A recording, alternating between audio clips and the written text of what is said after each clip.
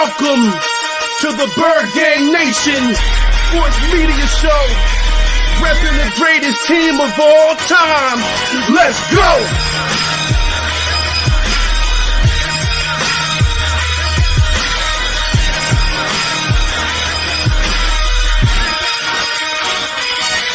Bird Gang 31, he be the host with the most. We going deep, burning teams. They ain't nothing but toast. It's in your rest stand. Sirianni put me in coach, running like Miles Sanders Hill. I bump my head on the post.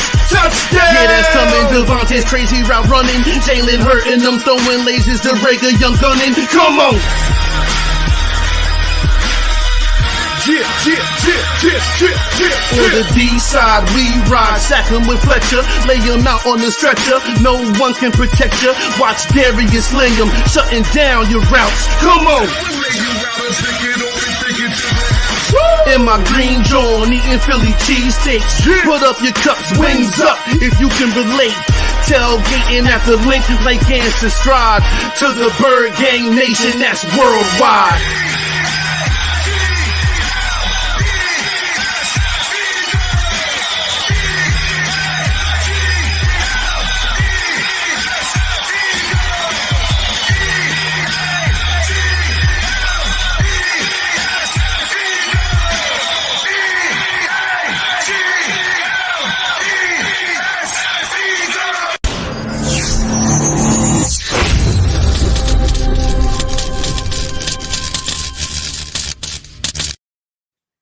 Welcome to another episode of Bird Gang Nation Sports Talk. I'm your host, Bird Gang 31.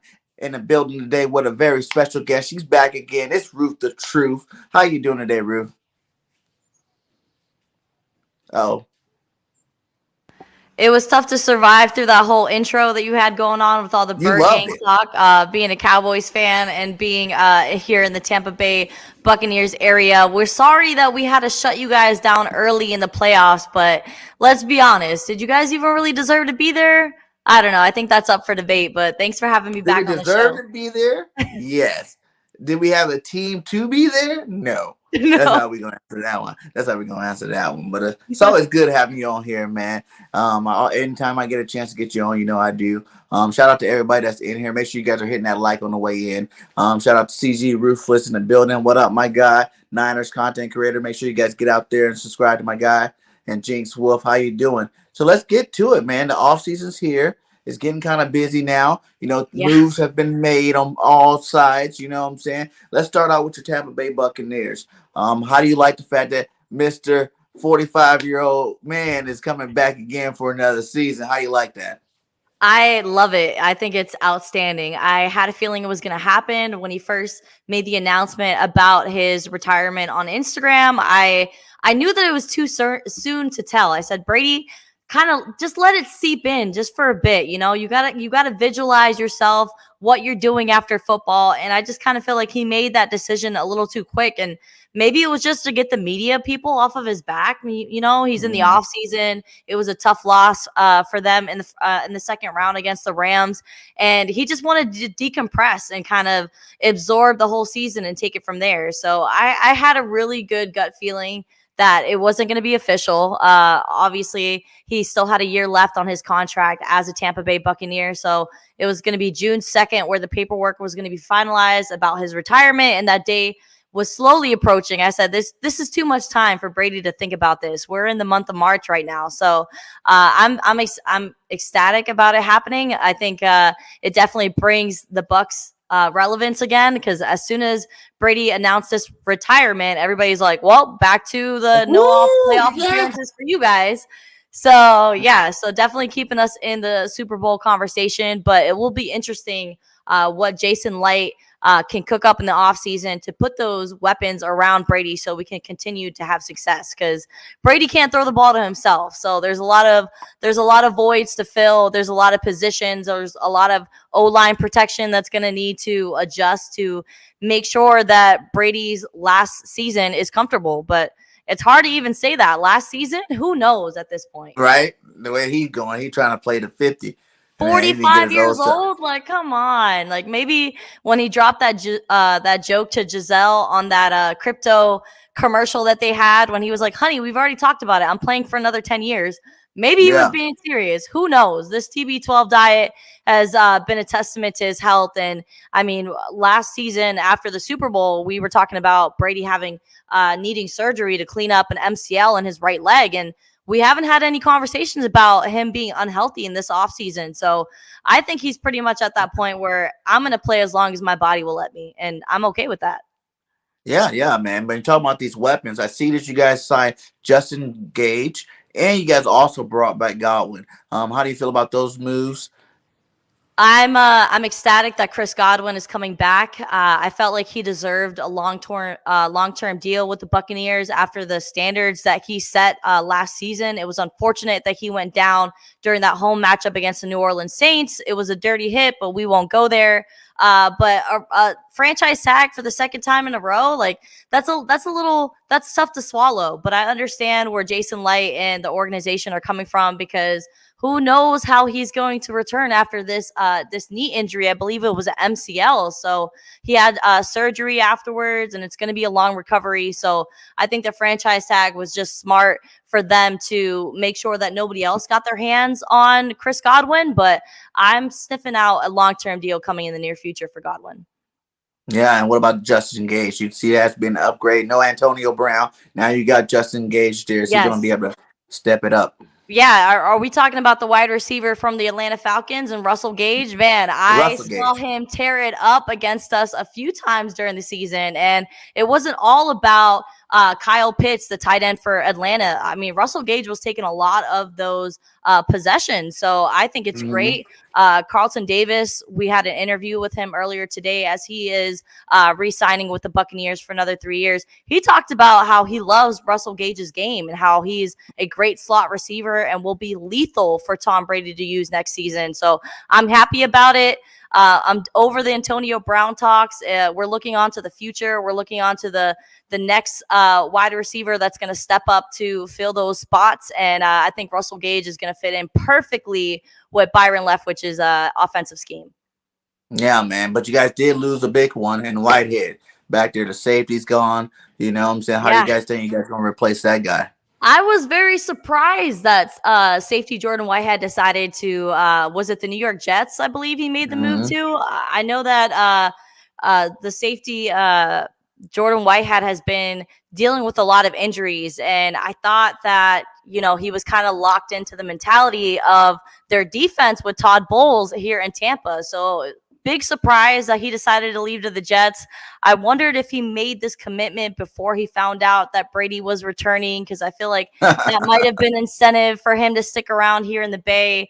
But yeah, it's gonna be tough to fill that void. But I mean, we have the draft coming up, so I'm hoping that the Tampa Bay Buccaneers and their front office are going to focus on defense, because we offensively, we weren't looking too out of shape last season. We were kind of very similar to what almost the exact weapons that we had in our Super Bowl run year in 2020. So I think right now it's time to focus on the defense. It's time to reload and make sure that we have some lockdown corners, lockdown safeties that are ready to tie into Todd Bowles' scheme next season. Nice. And do you have any guys in particular that you're keeping your eye on, hoping the team draft? Man, there's quite a few that I'm looking at. I'm loving the edge rusher from Purdue, George Kalifas. I love him. I think that he would make a great fit. And I'm really locked into our edge rushers when it comes to the draft. I love the pressure on the ball. I feel like Aaron Donald and Matthew Stafford had proved the formula of how to win a Super Bowl. You need a quarterback that's willing to throw those long passes to get down the field. And then you need that edge rusher. You need those defensive pass rushers that are going to put defense on the quarter, or put pressure on the quarterback. So there's definitely some voids that we could fill in this upcoming draft. And I'm excited to see what the front office is going to be able to accomplish, because you saw them get Tristan Wirth in the 2020 draft. And that was hella successful for Brady and their Super Bowl run in 2020. So I'm hoping that they will learn from their mistakes from the past and not repeat history when it comes to only focusing on offensive players. Nice. And before we get over to our division, I got one more for you. What about the two running backs? Fournette and Can Jones. we Both of get them are. can we get Lenny? Come on, Leonard. Come on. You know you want But to I be want him in a Philly. long-term I want him. I Buccaneer. need Howard to go call him up and to get him over here to Philly because I think Yeah. him and Miles Sanders will be great. But he hasn't made any decisions yet. What do you think is going to happen in that running back situation? I think it's going to be either Ronald Jones or Leonard Fournette. I'm definitely leaning more onto the Leonard Fournette side because we saw him be great in the regular season, and everybody was saying, "Oh, that's just playoff Lenny. He just shows up in the playoffs." But we saw him keep some consistency throughout the regular season as well. And I mean, he had 4 touchdowns against the Indianapolis Colts there on the road. So Lenny Fournette needs to make his return to Tampa Bay, and I'm hoping that the Brady returning and unretiring is going to be enticing for Leonard Fournette to sign a long-term deal.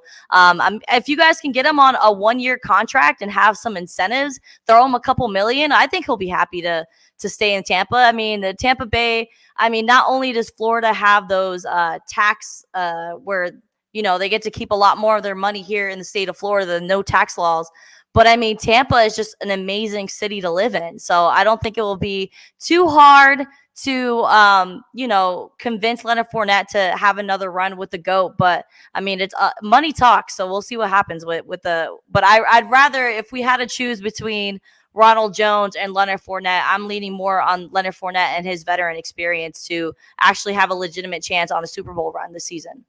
Yeah, man. I hope that was so sad when Brady said he's coming back. I just knew all them players gonna be like, well, I guess I can come back another year. You know, Yeah, why and not? You I'm know, we got hoping. him here again. Let's stay and see if we can win another one, man. Because I Yeah, was I'm like, hoping. Brady's gone. Fournette's gonna be a free agent. He's gonna come to Philly. Let's do it. Let's go get him. And now I'm like, come on, Fournette. Just think about it. You know, young quarterback, old quarterback. Do you want the up and fresh, or do you want to stick around with Tom Brady a year, He which is wants to be hard with to the not. team that's going to put him in the best position to win another chip. So you know that Brady, you know, and the Tampa Bay Buccaneers kind of have that upper hand over the Philadelphia Eagles. Not to talk down on Jalen Hurts and what they have going on with Nick Sirianni as head coach. I think their teams, their players are really bought into the system when it comes to their new head coach. So I'm saying that the Eagles will probably make the playoffs coming next season. We'll see how far that they can get.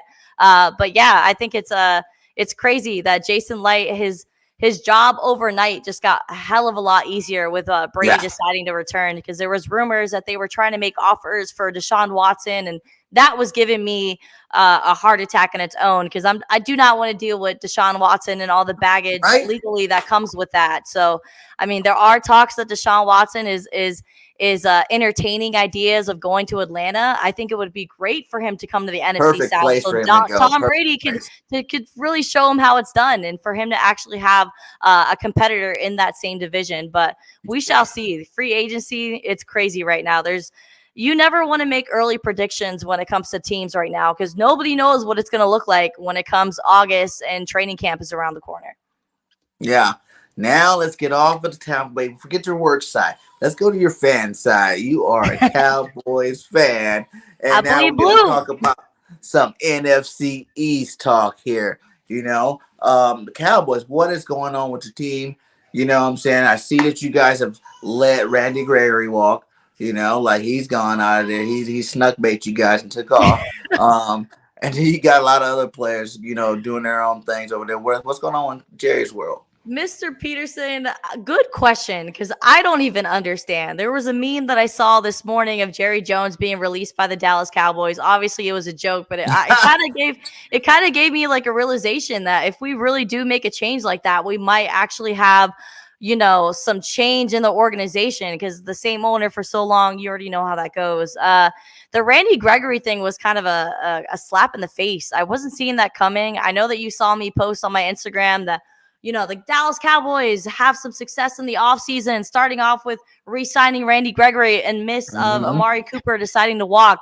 That got me so excited, because Randy Gregory was outstanding defensively. I mean, can we at least admit that the Dallas Cowboys made a whole 180 compared to the defense that they had the year before? And Randy Gregory and D-Law being healthy had a lot to do with that. So I'm going to miss Randy Gregory and his twitchy pass rushing abilities and how he puts pressure on the quarterback. And we saw him, you know, actually sack the quarterback and get the ball loose. And that's something that you really need when it comes to a pass rusher. So Randy, that hurt. I really want to understand what the language of the contract was. I'm not really understanding the terms in which you decided to pull an okey doke on Jerry Jones, but big slap in the face. But there's been a lot of conversations about maybe Dallas making a pull for Von Miller, who we saw just win a championship with the Los Angeles Rams. It doesn't seem like the Rams are making too much effort to re-sign Von Miller for an extension. So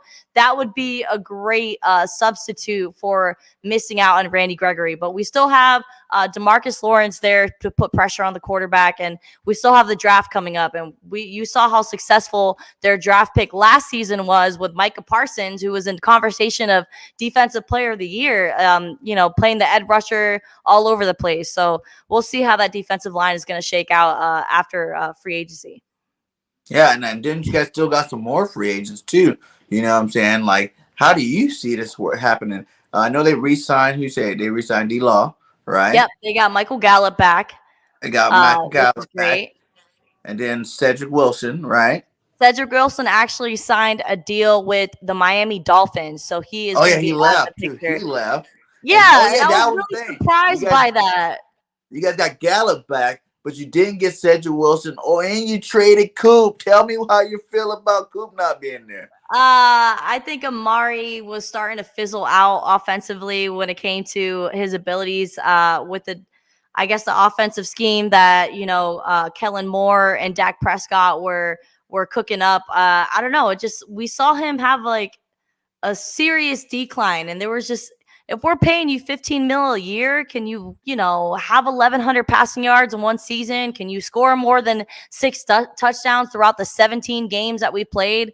I'm not too hurt about Amari Cooper leaving because we have CeeDee Lamb, who is coming into his own as well. I really think he's going to do great as that wide receiver 1 for the Dallas Cowboys. But yeah, a big blow offensively. But there was rumors that him and Dak Prescott got into some type of verbal altercation after the loss against the 49ers in the playoffs. So, I mean, you don't want toxicity being in the locker room. We all saw how that went down with Antonio Brown with the Buccaneers. So if it's time to cut ties, maybe, he's going to Cleveland. I don't know what's going to happen with the Cleveland Browns with their conversation with Baker Mayfield, who's going to be slinging the pigskin coming the next season. It'll be interesting. I'm hoping for the best for Amari, though, for sure. No hard feelings. Do you agree what he says? He called him the Black Kirk Cousins. I knew you were going to say that. Put up the numbers, but you ain't winning nothing, my guy. Put up the numbers, you ain't winning nothing. Right. I guess he's trying to say that Dak Prescott has taken all the money, but not having the productivity that they need offensively on the field. I kind of get that. I see where he's coming from. Did he go a little too far with the Kirk Cousins reference? Just a little bit. Just a little bit, just a smidge, because, I mean, we did beat Kirk Cousins with our backup quarterback throughout in the regular season with ease. So I don't know. I think Amari maybe just was needing a fresh start somewhere else, and Dallas just wasn't the place for him to continue his career. So do I think he should have said that to Dak? No. I hope Dak stood up for himself and stood his ground and let him know that ain't the truth, but we shall see how that's going to pan out in that locker room. So what do you want to see the Cowboys do this draft pick? I want to see them get some more defensive players. Like I said, the edge rushers, those defensive ends are probably the most important roles. I would love to see them maybe pick up a safety as well. And, maybe towards the 6th round, you grab a wide receiver, you try to snag somebody that might be left behind. But I think defense is going to be the way to go in this coming draft. You think Zeke's going to pick his game back up? Ezekiel Elliott, if you do not, there's no excuses for it. There's absolutely no excuses for how Ezekiel Elliott has fizzled out throughout the seasons. I mean, we have Tony Pollard that's going to probably be our running back 1 going into next season, and I'm not even mad about that because he's been proving that he could extend those plays, and when he finds those open gaps, he's completely out of there. So, man, there's a lot to say about Elliott. There's a lot to unpeel there, but I mean, we're paying you the money. We gave you the bag, so it's time to step up. And if you're not going to step up, let's step out and maybe try to get some trade value for Ezekiel Elliott. But I have a feeling that Jerry Jones is going to have a hard time swallowing that pill of admitting Oh yeah. that maybe he was wrong about giving Zeke this long-term deal, because I mean, these running backs can never stay consistent year in and year out. So to give him a 5-year extension the way that they did with all the money that they did was might have been jumping the gun a little bit. And, he might be kind of having some second thoughts about that. But Zeke, if you want to be rated above 95 on Madden, you got to prove it on the field with your productivity. And we have not been seeing that. I hope that you could be healthy and stay healthy throughout the regular season. And with some sprucing up on the offensive line, maybe we can make him be that 2018 Zeke that we all miss. Yeah, man, Zeke. Because he was a beast, and like he had some moments last year where he was showing the old Zeke coming back again. Like you said, Pollard's definitely taken over the role. He was game in, game out, making plays for you guys, and yeah, that's gonna be interesting. Because I know a lot of Cowboy fans like we just got two. Zeke's always gonna be number one, but I do hear the chirping of maybe making Pollard number one. Zeke can be the fill-in guy. So it's great to see that people see that on two different sides of the spectrum. So we got an old quarterback. We both know him well. His name is Mr. Wentz. Commander Wentz is in the building, back in the NFC East. What do you think about that? First off, I didn't think that the Indianapolis Colts were going to move on from Carson after one season. They did win 11 games in the regular season. He didn't get an opportunity to play in the playoffs. And I think I feel bad for Carson that he made his way back to the NFC East, but does he make it a little bit more competitive than he did than the year before than Taylor Heineke? Probably. I mean, yeah. Carson did lead the Philadelphia Eagles to that Super Bowl run. Without Carson, you guys wouldn't have had Nick Foles win it all against Tom Brady in the Super Bowl. But it'll be some nice competition here in the NFC East, but I still to this day will always say that Dak Prescott is 10 times the quarterback than Carson Wentz will ever be. But we'll see how that shapes up in with the Washington Commanders. I mean, they have some offensive weapons there too. They have a great running game, as well as their wide receiver core is pretty legit. So I'm thinking that Carson Wentz might have that opportunity to, I guess, regain his status in the NFL. But if it doesn't work out with the Commanders, I don't know if he's going to continue to be a QB1 in the league. Yeah, man, this is last stand. Carson's last stand. Because I really think, I know there's people optimistic. Is he better than Taylor Heineke? Yes. He's a better quarterback. But with Carson, his problem isn't really his gameplay as much as his mental side of it. You know what I'm saying? And how would you feel? You get the bag in Philadelphia. You have another down season. They draft a quarterback. They trade you. Over to the guy that's supposed to fix you, right? And I feel like the Indianapolis Colts put so much on the line for Carson as well. I mean, they had to give up some draft picks. Like there was a lot that tied into, Frank Reich kind of put all of his, all of his peas in one pod when it came to Carson. And I don't know if it panned out for him or what they're going to do now, because the quarterback position is so tough to fill, and you're not going to be in Super Bowl conversation if you don't have a quarterback that's going to throw 35 throws a game and at least have a completion rating of at least 60 and above. So I'm really interested in seeing what the Indianapolis Colts are going to do. I saw that they had made a request to interview Deshaun Watson, but the Houston Texans were like, we're not trading Watson to our same division. Are you guys crazy? Yeah. So I'm really interested to see where the Colts are going to go from here. I mean, maybe they could unretire Phillip Rivers. Who knows? Yeah. It's crazy. Like I said, he's just finished getting back. I think his mental frame might not be the same enough coming into here. You know what I'm saying? He looked happy in this little post he did, but of course he's going to look happy, But like you said, this is your last chance, my guy. No one else is going to give you another chance if you don't come light it up here. But the guy. But then we kind of said that about Mitchell Trubisky, and didn't Trubisky just get a position over here with the Pittsburgh Steelers? I mean, I guess never say never, right? Is he going to be the starter over there? Who knows? He's going to be competing with Mason Rudolph and Dwayne Haskins. I mean, he's got a pretty good chance to prove that he could be QB1 there in Pittsburgh, but we'll see. And that Watson thing's kind of like, I heard that they're sending him to Atlanta to send Matt Ryan to the Colts.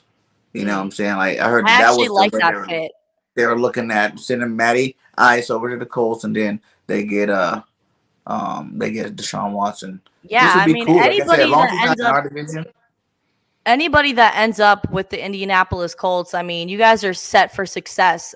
You have a great run game. You have an outstanding defense. I mean, it was a shame that they only had 11 games winning in the regular season, but I think the Colts are that team that is just a quarterback away from being a Super Bowl contender.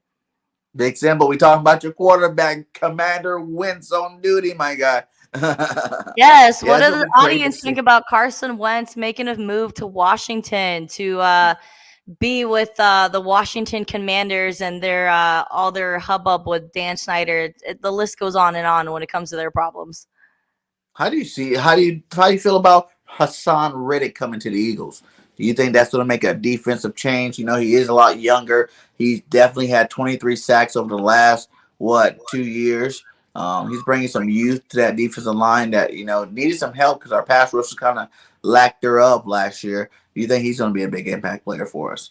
I mean, you did mention that he's a young talent, but I mean, that linebacker position is so essential when it comes to the NFL and playing great defense. So I think it's a great move. I mean, you being a Philadelphia Eagles fan, I know that you were kind of excited because this guy has some great athleticism. So I want to Mm-hmm. know how you feel, how he's going to fit into that defensive scheme that you guys have cooking up.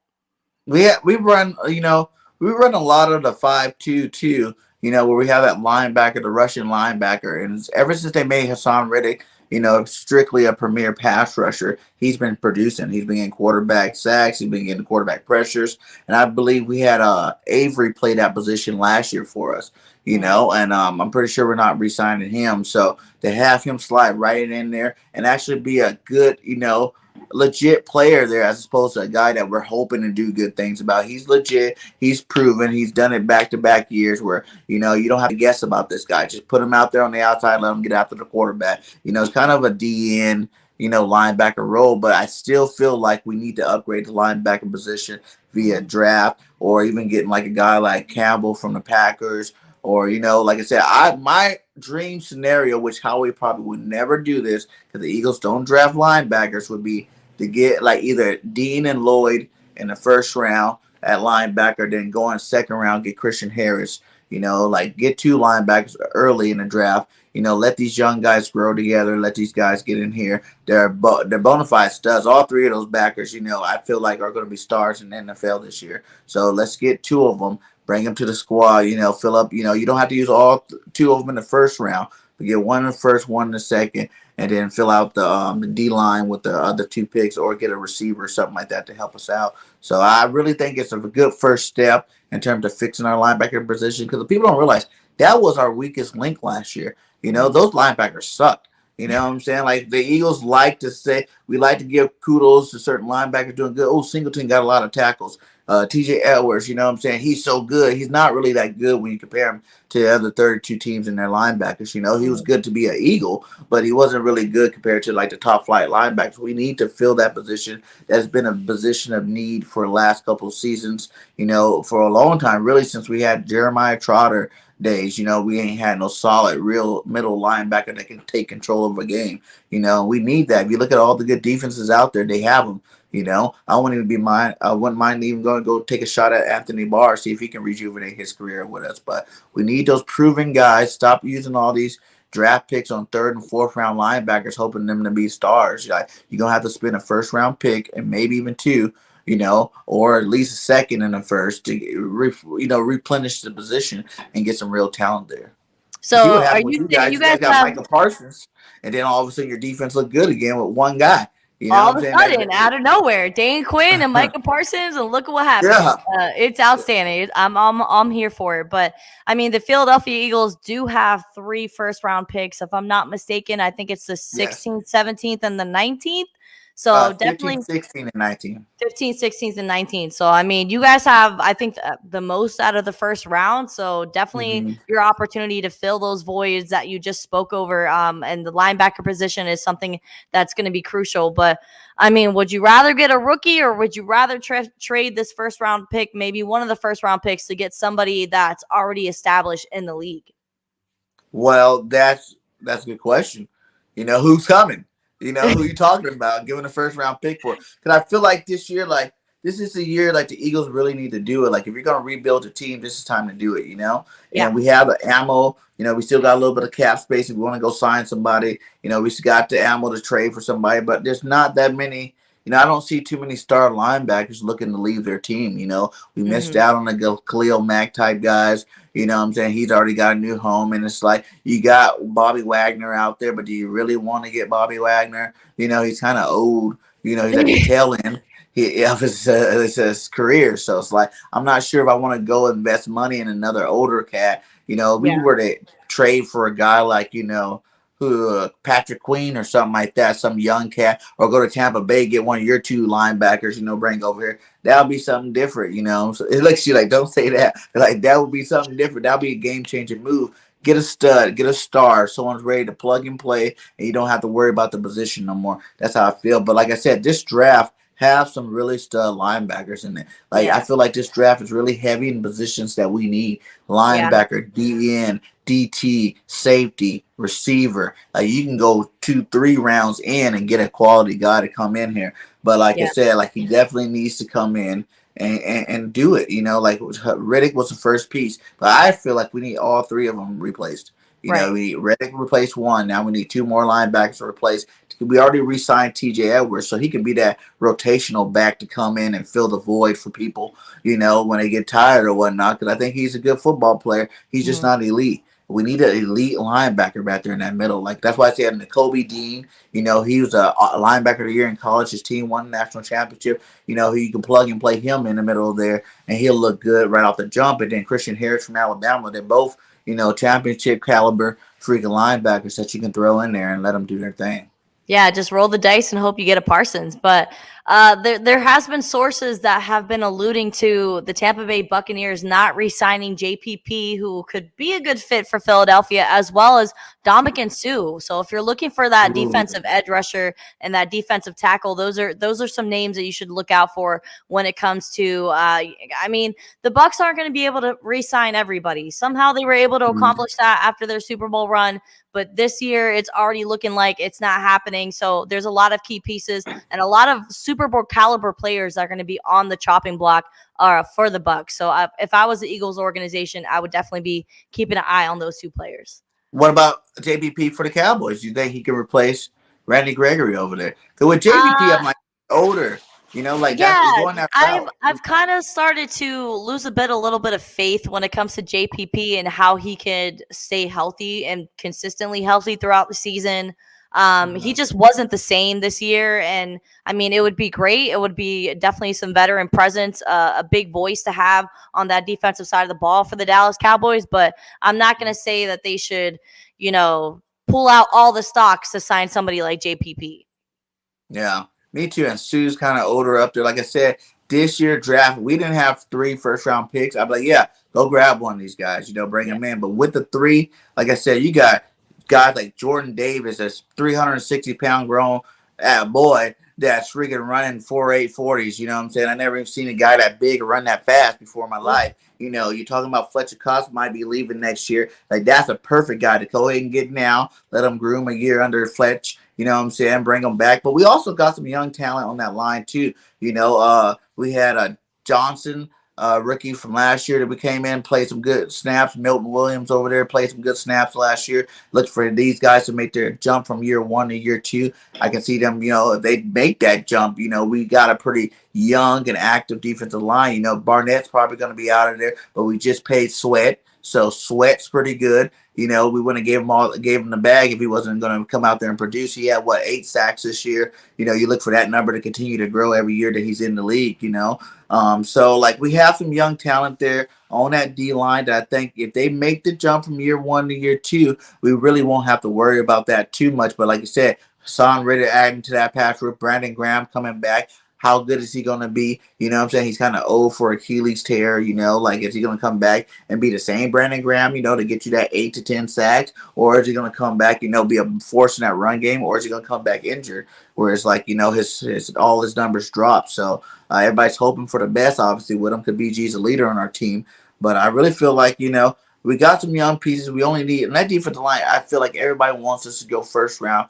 get a defensive tackle, get a defensive end off the jump. But I feel like it's not as crucial as everybody think it is with these young guys coming back, because you got them back there. Like, what are they going to do? You keep them as rotational players, or are you going to let these guys, earn a spot? 'Cause sometimes you just got to give them that shot to, get in there and make their mark on the league. And I think we got some nice young pieces that can do that. So we'll Yeah. see how that one works out. Like I So said, I was on another Philadelphia podcast last night, and he was mentioning their wide receivers. He said Jalen Hurts has no wide receivers. He has nobody to throw it to. And I was like, what about Jalen Rager? And he got kind of upset that I even mentioned that. And I saw that you guys also signed Greg Ward, who you guys had for, I believe, 4 seasons already. So do you really think that they're making it a point to surround Jalen Hurts with some offensive weapons for him to put some points on the board?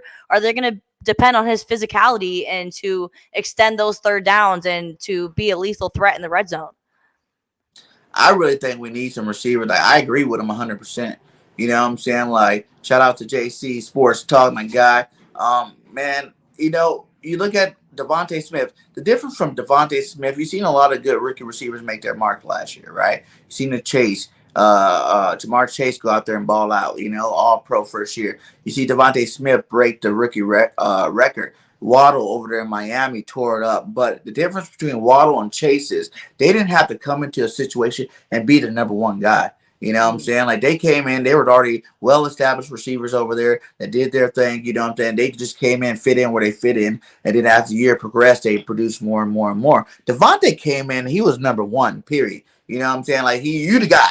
You the guy straight off the jump, but he had a lot to learn. You know what I'm saying? And there's no one that coming in as a rookie and that's going to just destroy everybody by himself. And I think that's what it was. You've seen a lot of games where Devontae wasn't getting off the doubles very, very well. He doesn't understand, too. He gets wide open. His route running's spectacular, but there's still times where you got to find that soft zone. Get in there, sit in there, get the ball, like veteran moves. You know what I'm saying? Veterans know that's the pass route I'm supposed to take, but I'm going to cut it short. I'm going to, bring it in. I'm going to sit back, do different things, to help the quarterback out. And I think Devontae will continue to get better and better, but we definitely need more. Quez Watkins, another young guy out there, what I'm saying? He made his mark last year. And yes, a lot of people say he was open a lot and Jalen didn't get it to him. But I've also seen Quez too. He's not polished. We need to go get a polished receiver, a veteran receiver that, can either, the Allen Robinsons of the world or.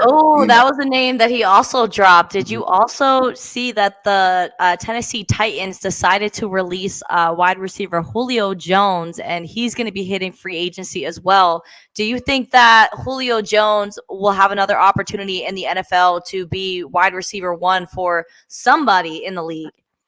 And do you think the Eagles will make a run for Julio Jones?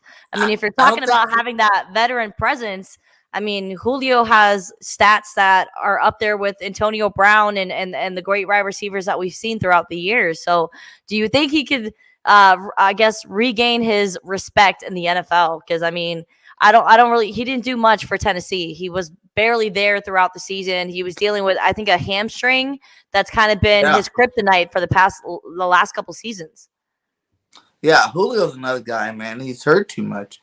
As much as a talent as he is, do I think he'll ever be a number one again? No. Yeah. Because who's going to trust him? Who's going to give him number one money for the first off part? I can see why, Tennessee was done with him. He didn't play most of the whole season. He was out, hamstring. And there was so much talk about him being so frustrated with the Falcons, him wanting to regain his respect in Tennessee, and it kind of fizzled out pretty quick because I think it was like the 3rd or 4th week he was already out with injuries. Mm-hmm. And then you look at his last year with Atlanta. You know what I'm saying? Yeah. He got hurt that year. He's at a point where he's consistently getting hurt, which is going to be a detriment for him being a number one receiver anymore. Mm-hmm. Would I take Julio? It would have to be on a cheap deal. I wouldn't give him no bag. Incentives, maybe like 1 point.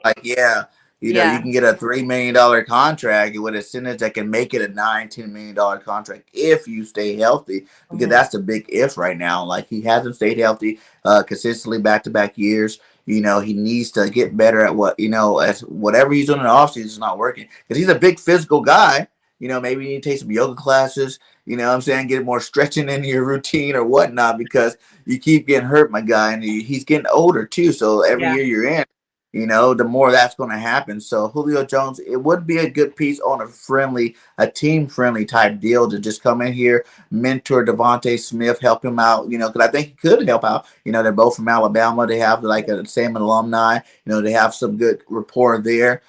So yeah, I wouldn't be like all in for him. If we got him, it would be a good thing, But like I said, this receiving core right now that's coming out of the draft, that's another lit one. You know what I'm saying? We got some nice receivers coming out. My boy from USC, Drake London, I think that would be the perfect guy to pair up with Devontae Smith because, this is a 6'5", 4'4", 40 guy that weighs 210, that best route runner in any college football, I think. A lot of people put Olave and Wilson and all these guys ahead of him, but I'm like, dude, the guy had the same amount of stats in 6 games as opposed to their whole season. They played the whole season. He missed like 5 games last year, with that ankle injury. And yes, you worry about that getting better, but he's young. I think he's going to come back and bounce back from that easily. So, I look for a guy like Drake London is going to be kind of like if he slipped past, maybe get to that 19th spot, go ahead and get Drake, man. He's just snatch him up, run that card up there right now, because now you got the big body receiver. We got a lot of fast receivers. We got a lot of short, fast, stocky receivers to do that inside, outside stuff. But Drake can play all three positions on the receiving core, and I think he'll definitely add to our receiving core.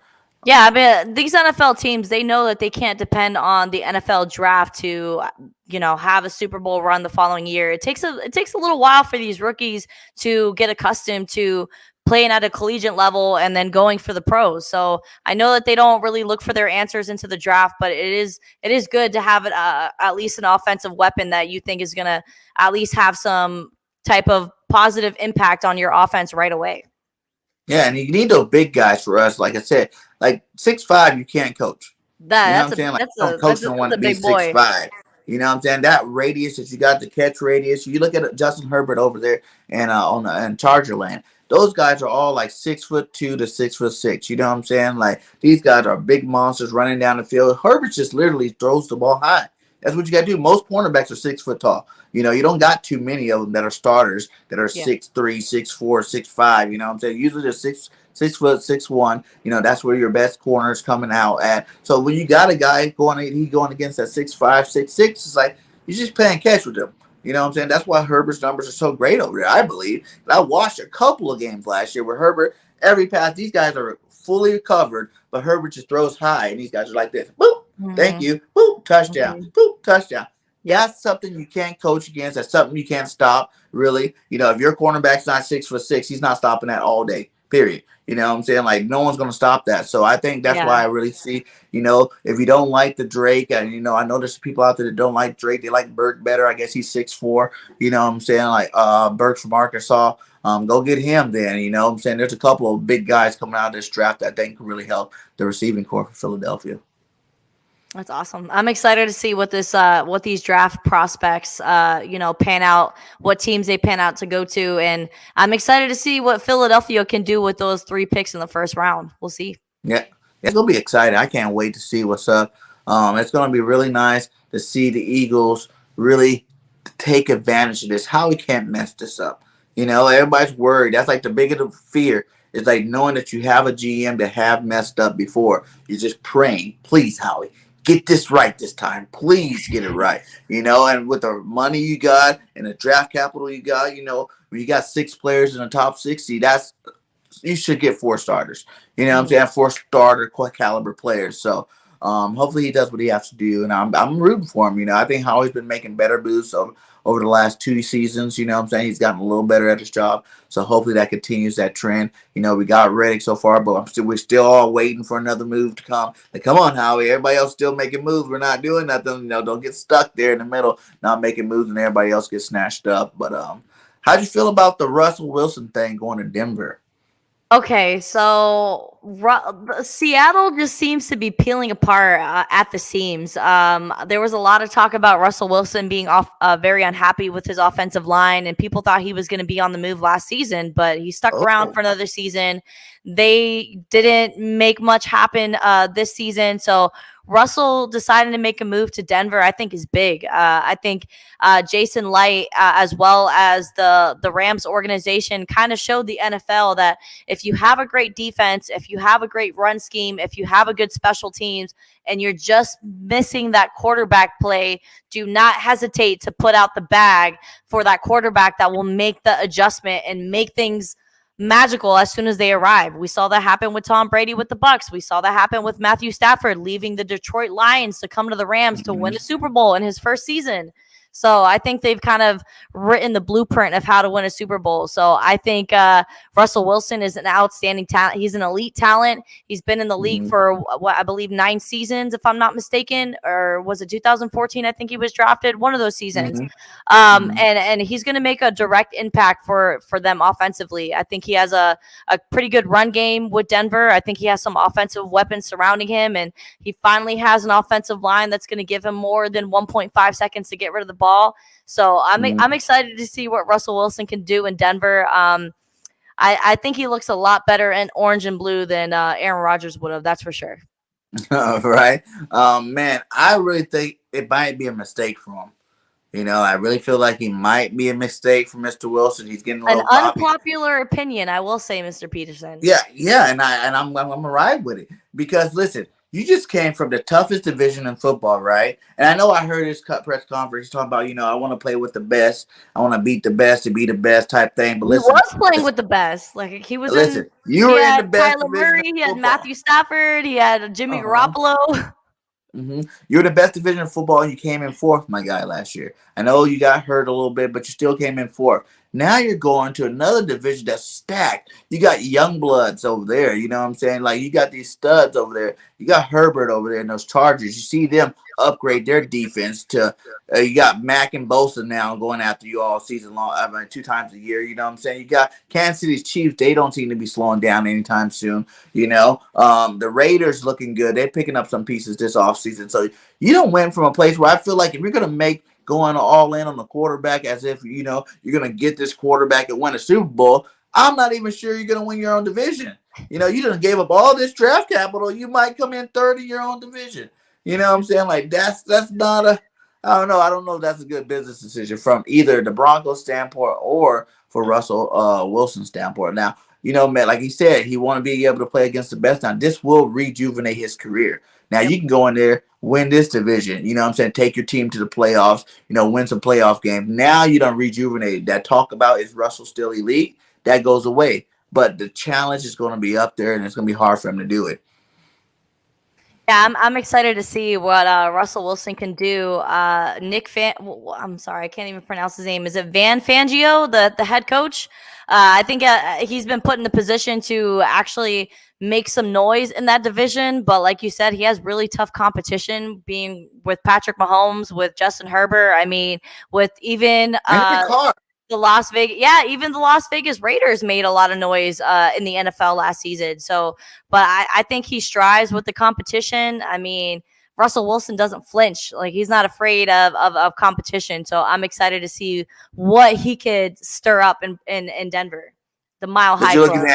You're looking at Kyler Murray, who after he lost Hopkins wasn't looking too great there. You're looking at Garoppolo, and we all know about Garoppolo. He's good, but not great. You know what I'm saying? And then who else? Who knows if he's going to be their starting quarterback going into next season? Who knows? Yeah, and then you got you got Lance coming over. So I feel like you would have had a better shot staying at home.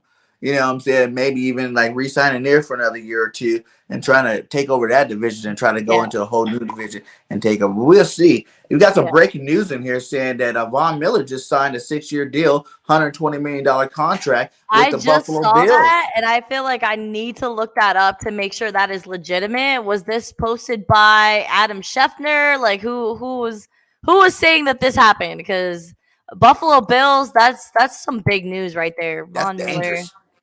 That is super dangerous. Like I said, as long as you have a quarterback that's going to throw the ball down the field, and then you have a pass rusher that's going to put pressure on the opposing quarterback, that's how you win Super Bowls. Let's see. Von Miller, Adver Robinson on the top of free agency. All right. So maybe I'm going to check Adam Schefter's Twitter real quick to see if he was the one to because you know everything goes through Adam Schefter when it comes to free agency signings.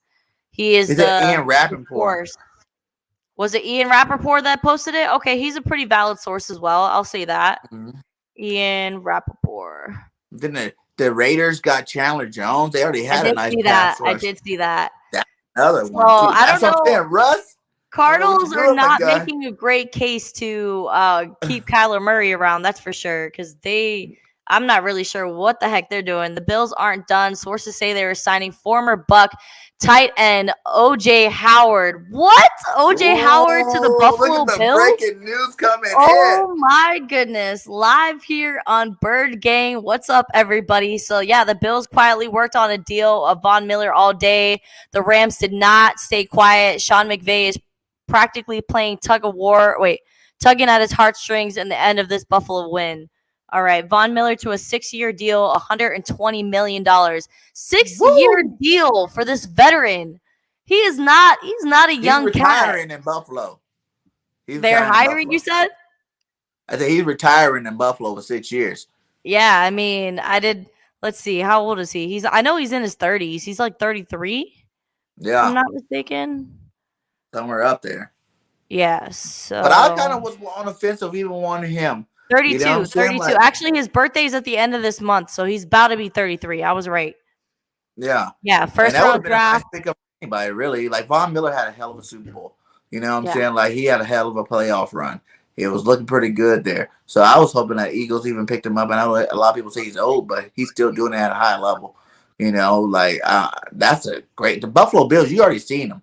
If they have Von Miller, if they had Von Miller in that last playoff game, when they were in that shootout, you know what I'm saying? They could have possibly won that one. That was an all-time classic. Yeah, you know I was surprised that the Rams didn't make a fight to keep Von Miller, because obviously he just fit in right into their scheme. I mean, he came in like halfway through the season, and him and Aaron Donald they were two peas in a pod when it came to placing pressure and shutting down the run game. So I'm actually very surprised that the Rams didn't fight harder to keep Von Miller. But the Buffalo Bills is a good situation. I mean, a 6-year extension, that's a long time for the 33-year-old. He'll be 33 by the 26th of March of this month.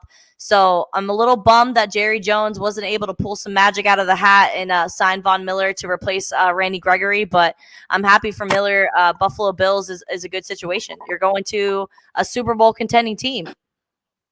Yeah, he said they couldn't pay him. But, yeah, you know, like, you look at that, though, like, they knew that there's going to be hard times after that. You know, all those 1-year contracts, and that's what happens when you buy your Super Bowl. You know, you got all this talent, 1 year. It's like you can't re-sign everybody. You know, so I already seen that. Unless it's the Tampa Bay Buccaneers, because we saw all 22 starters return after the Super Bowl win in 2020. But yes, that's very unheard of. But weren't they on? Most of them had how many of them were on 1-year deals? Quite a few of them. We had Leonard Fournette on a 1-year deal. They had Antonio Brown on a 1-year deal. They had Chris Godwin on the franchise tag. They had Rob Gronkowski on the 1-year deal. And that's another question mark right now. Yeah, we haven't heard any buzz about Rob Gronkowski and whether or not he's going to return. I mean, I'm hoping that Brady could be like a little enticing, like, hey, I decided to come out of retirement, so maybe you should stick around. We get one more chance to get the Super Bowl ring. But that's kind of something that I've been like, man, is Rob going to come back? Like, what is he waiting on? Like, do you want him back? Do I want him back? I mean, now with OJ out, you probably Howard. Yeah, with OJ Howard at the door, I know that Cameron Brate, the tight end, as well, is reconstructing his contract, as well as Shaquille Barrett, to free up some salary cap space for this season. But yes, Rob is a must to return. Yes, he hasn't been the same Rob that we saw when he was in New England, but we don't need him to play 60 minutes every game. We just need him to be the most impactful tight end on the field. And if that means only playing half the snaps, I'm okay with that, as long as we can keep him healthy. Yeah, man. You said another breaking news. You said Niners signed D lineman Hassan Ridgeway from the Eagles. Okay, well, I'm not really worried about Ridgeway and the backups and that D line. The starters need to do something. But yeah, that's a good pickup for the Niners. Good luck with that one, I believe. But yeah, Ruth, I know you gotta get out here, got another show. Thanks again. I always love having you on here. Shout out to the 20 that are in here. Make sure you guys hit that like and subscribe to my girl Ruth the Truth. She is the truth, man. Anytime we can holler and wrap it up, we definitely gonna get on here. Go ahead and let everybody know where they can find you at. Hey guys, follow the NSPN Tampa Bay TV Facebook page. I'll be doing a lot of work with them, and I'll be covering the Bucks next season. Be their sideline reporter, multimedia journalism.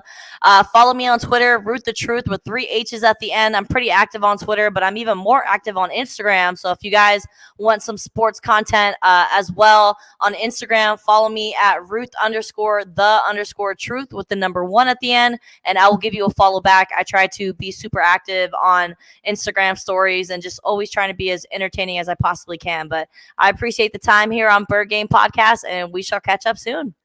Oh yes, and if you guys have not subscribed to me, make sure you hit that subscribe, hit that post notification bell, hit that like. We're on the road to 3K. You know, in our first 8 months, it's going good. Let's keep it rolling. And if you haven't subscribed to the network, BGN Sports Media, make sure you guys hit that subscribe. All links are inside the chat. And like I always say at the end of my videos, fly, Eagles, fly. Peace out. Till then, we out. Peace.